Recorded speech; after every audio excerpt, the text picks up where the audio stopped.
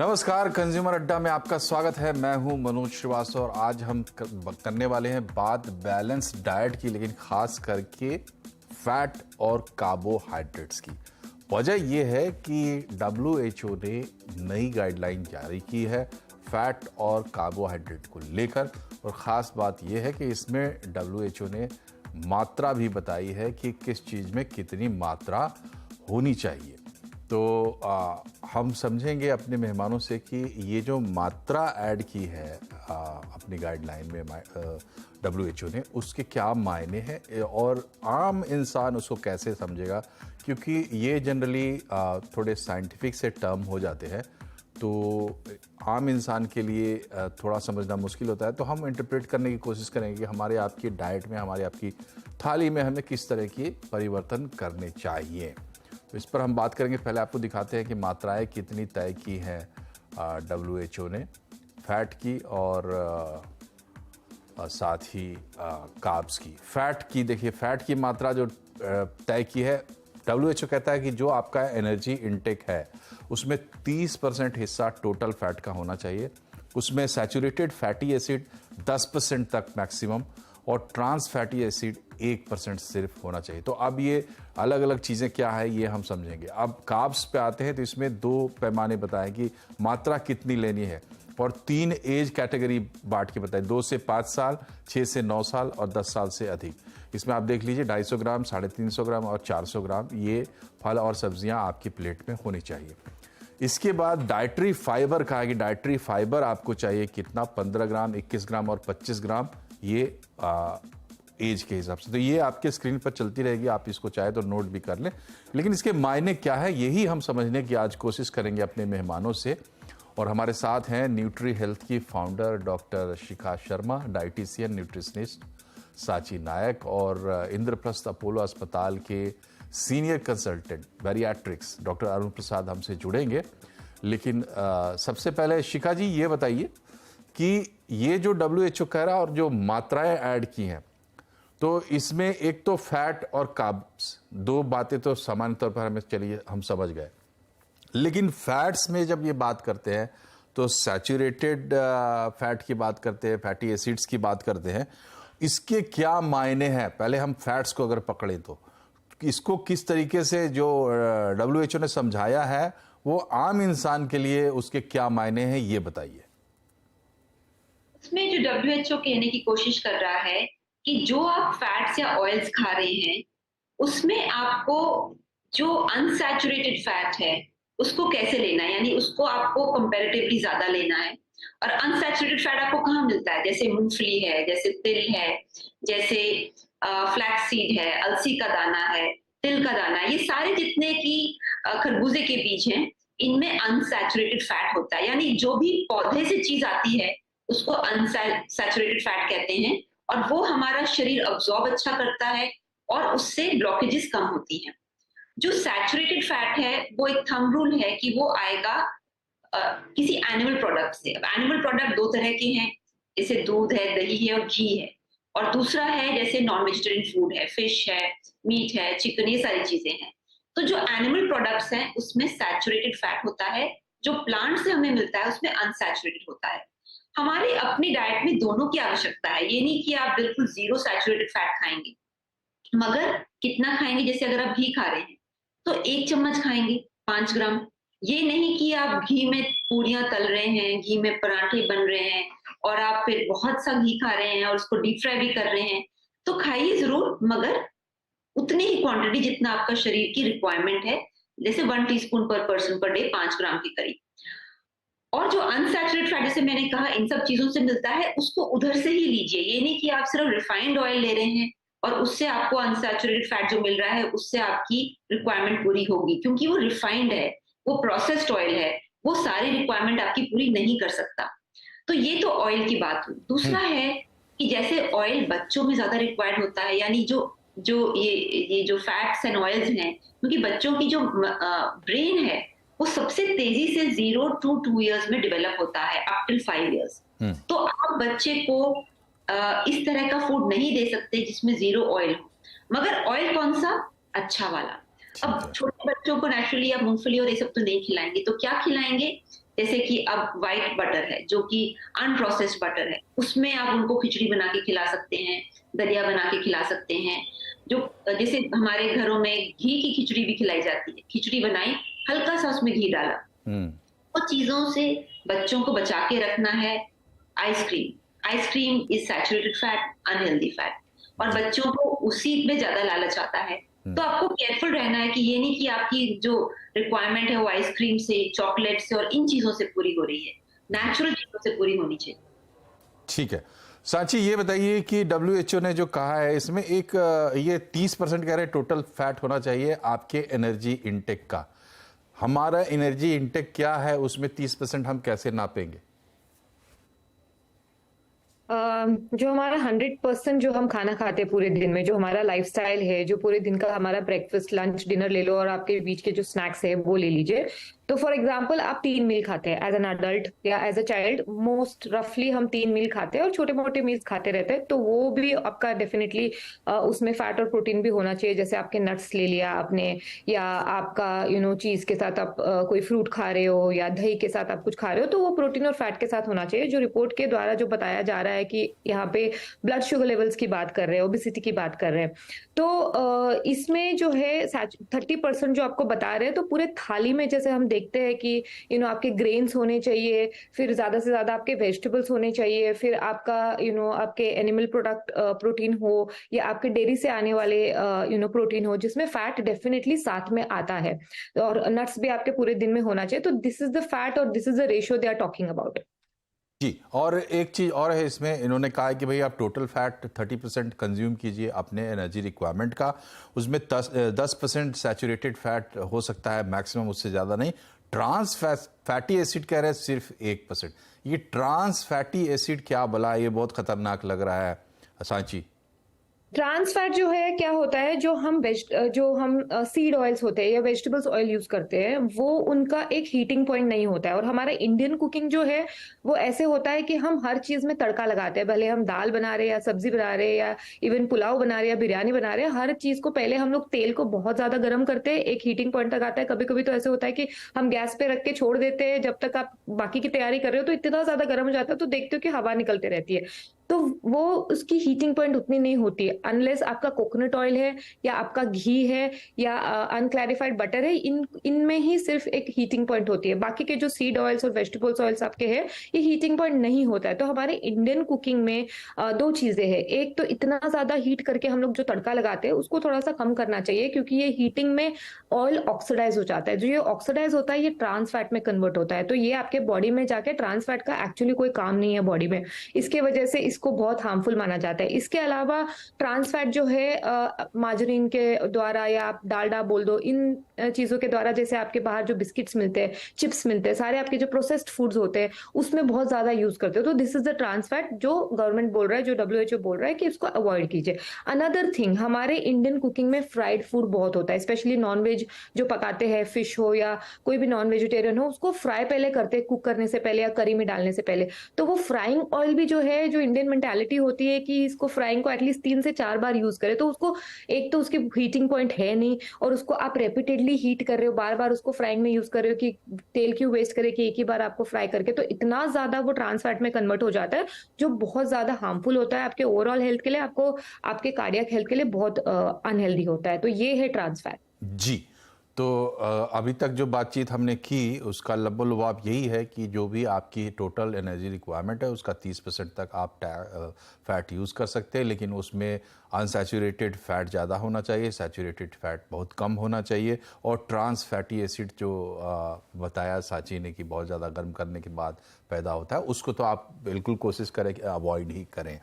Doctor Arun, जो ये WHO की गाइडलाइन आई है इसमें ये लिखा हुआ है कि ओबेसिटी और जो दूसरे नॉन कम्युनिकेबल डिजीज़ है CVD वगैरह, उससे इसका कनेक्शन है, और आप अगर एक बैलेंस डाइट अपनाते हो तो उसमें आपको उससे आप बच पाएंगे।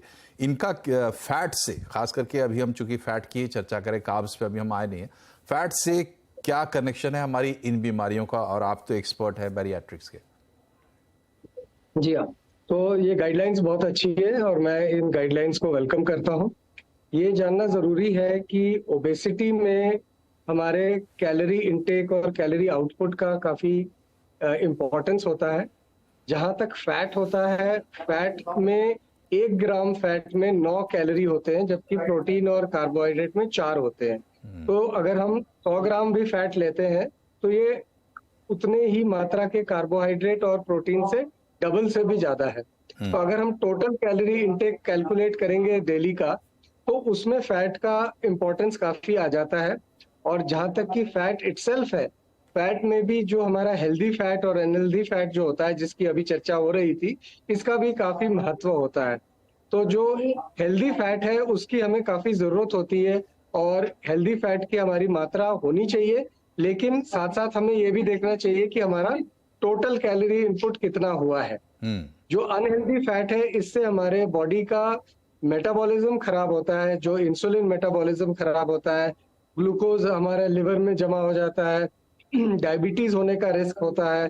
फैट हमारा जो अनहेल्दी फैट है वो जैसे पेट पे चर्बी जमा हो जाती है, तो तरह तरह की प्रॉब्लम होती है, जिससे कि हमें और खतरा हो जाता है। और ये तो हमें पता है कि फैट कोलेस्ट्रॉल अगर हमारे ब्लड वेसल्स में, नसों में जमा होगी तो उससे हार्ट की प्रॉब्लम होती है।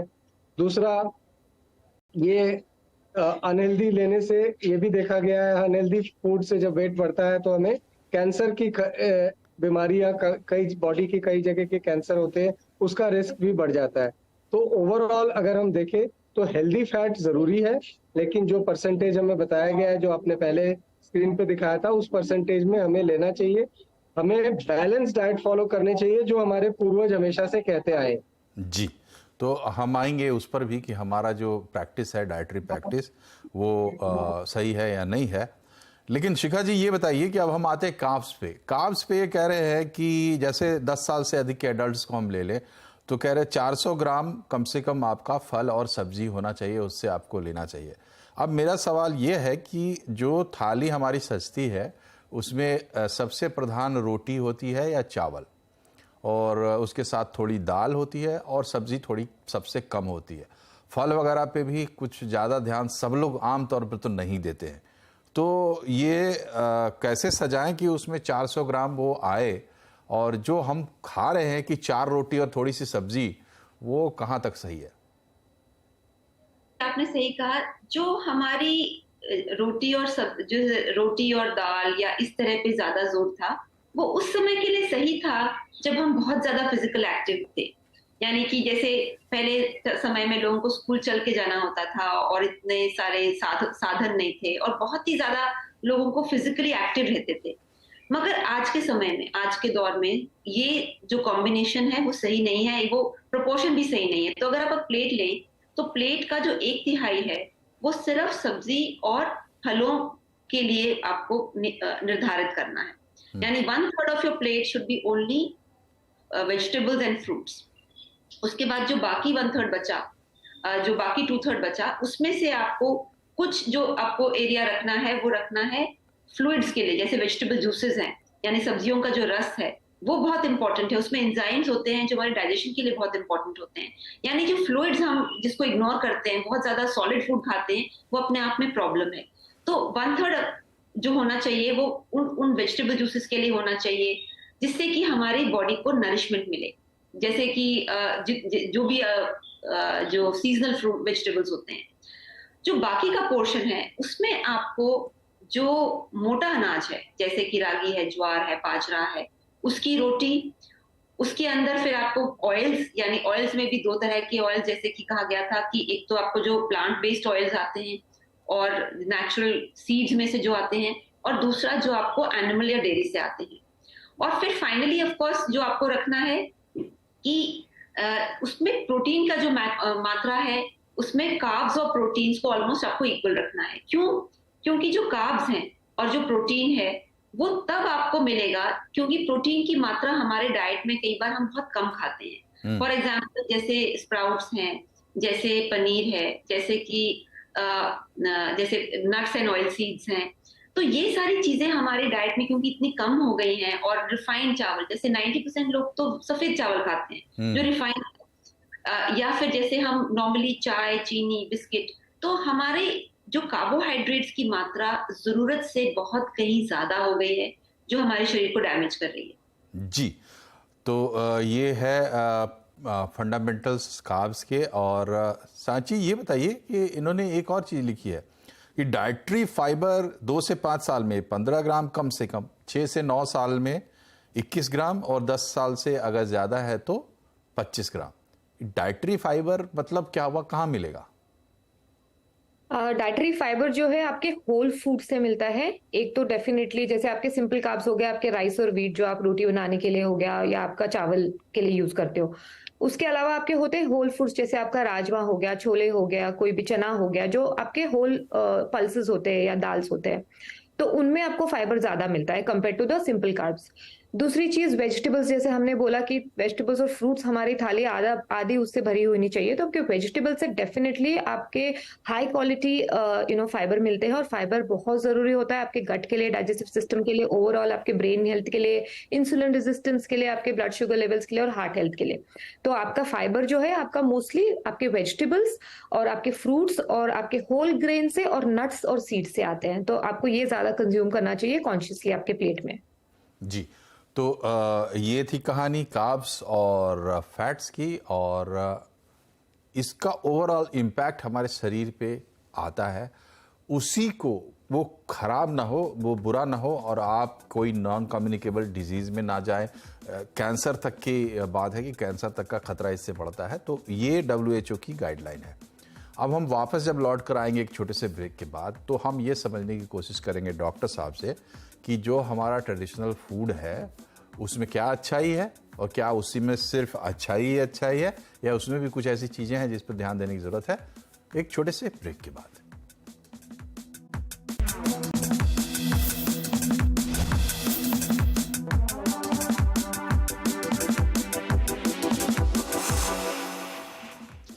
ब्रेक के बाद एक बार फिर से आपका स्वागत है कंज्यूमर अड्डा में। आज हम बात कर रहे हैं फैट और कार्बोहाइड्रेट्स की। इसलिए कर रहे हैं क्योंकि WHO ने अपनी गाइडलाइन को अपडेट किया है और उसमें मात्राएं जोड़ी हैं।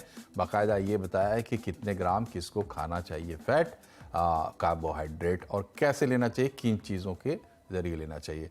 डॉक्टर अरुण, ये बताइए कि आपने कहा कि हमारा जो ट्रेडिशनल खाने पीने का जो तरीका था वो ठीक था, अच्छा था, लेकिन अब सवाल ये है कि देखिए समोसा भी ट्रेडिशनल खाने पीने में आता है, कचौरियाँ भी आती हैं, पूरियाँ भी आती हैं, और बाकी चावल दाल सब्जी सलाद ये भी है। तो मतलब खाली ट्रेडिशनल से कह देने से तो मुझे नहीं लगता है कि समस्या समाधान होगी। तो क्या आपकी तरफ से क्या सजेशन है, क्योंकि बहुत ज़्यादा लोग 20-25% लोग तो ओवरवेट हैं हमारे बीच में।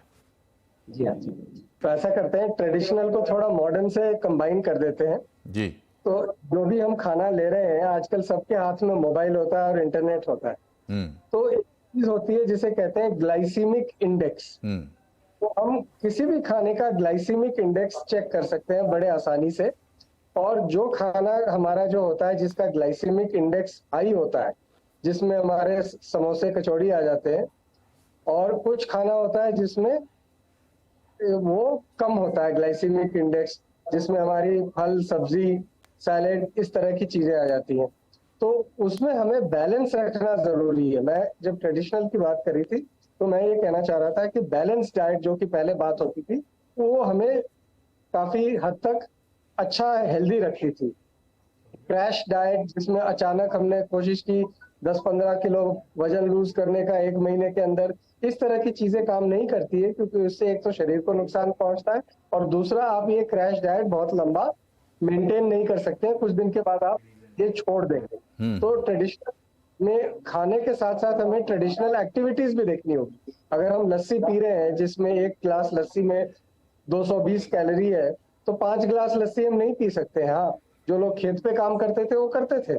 तो थोड़ा हमें अपना लाइफस्टाइल के साथ भी इसको मैच करना जरूरी है। जी साजी, ये बताइए कि क्या ये संभव है कि आदमी अपने डाइट्स को इतने अच्छे तरीके से प्लान कर ले, और डेली की डाइट को, ऐसा नहीं कि आपका बताया हुआ डाइट मैंने 3 महीने किया फिर छोड़ दिया, नहीं, हम अपनी आदत ही ऐसी विकसित कर लें कि ओबेसिटी जैसी समस्या या ओवरवेट होने जैसी समस्या, या जो हमारी एब्डोमिनल ओबेसिटी जो ज़्यादा बड़ी जनरल प्रॉब्लम है, उसको कंट्रोल किया जा सकता है सिर्फ डाइट से।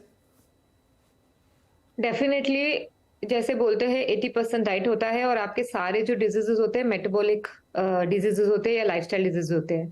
तो ये सारे आपके लाइफस्टाइल से या आपके खाने पीने से आते हैं, सारे आपके अंदर से आते हैं।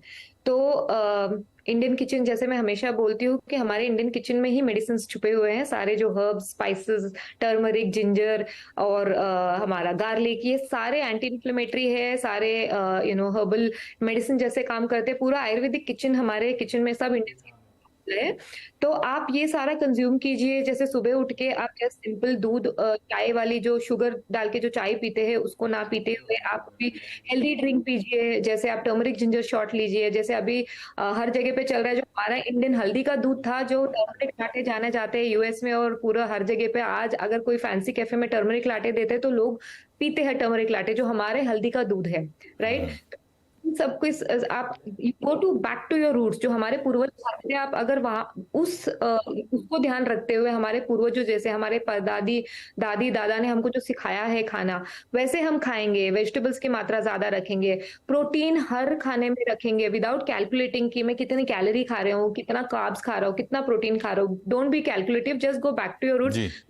होल फूड्स खाइए, बाहर का खाना कम कीजिए और फूड्स में मत जाइए। जैसे मदर्स भी होते हैं तो क्विक फूड चाहिए होता है।